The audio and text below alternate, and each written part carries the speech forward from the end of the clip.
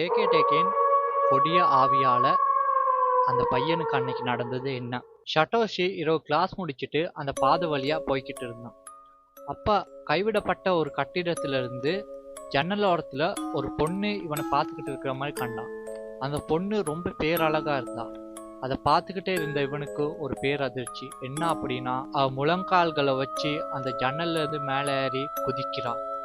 என்ன நடக்குது அப்படின்னு இவன் பார்த்துக்கிட்டே அதிர்ச்சி ஆகுறான். கீழே விழுந்த அந்த பொண்ணை பார்த்தோம் இவனுக்கு அன்னைக்கு ஒரு பயங்கரமான விஷயம் தெரிஞ்சு. அந்த பொண்ணுட்டு உடல் 2 துண்டாகி இருந்துச்சு. இதை பார்க்குறப்ப தான் இவனுக்கு ஒரு சம்பவம் ஞாபகத்தில் வந்துச்சு. என்ன அப்படின்னா, இப்போ கொஞ்சம் காலத்துக்கு முன்னாடி தான் எனக்கு ரயில்வே ஸ்டேஷனில் தன்னுடைய நண்பர்களால் ரேகிங் செய்கிறப்ப தவறுதலாக ரயில்வே ட்ராக்ல விழுந்து தன்னுடைய உடலில் ஒரு ட்ரெயின் ஏறி 2 துண்டாகி ஒரு மாணவி இறந்து போனது.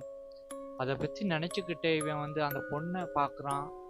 ஆனால் அவனுக்கு இப்போ உள்ளது ஒரு பொண்ணு இல்லை, கூரிய நகமும் உடல் பாதியான நிலையில் இருக்கிற ஒரு பேய்.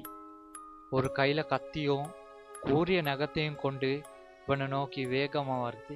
இவன் ஓடுவான் அப்படின்னு திரும்ப போகிறப்பயே இவனை நோக்கி அந்த உருவம் பாயுது.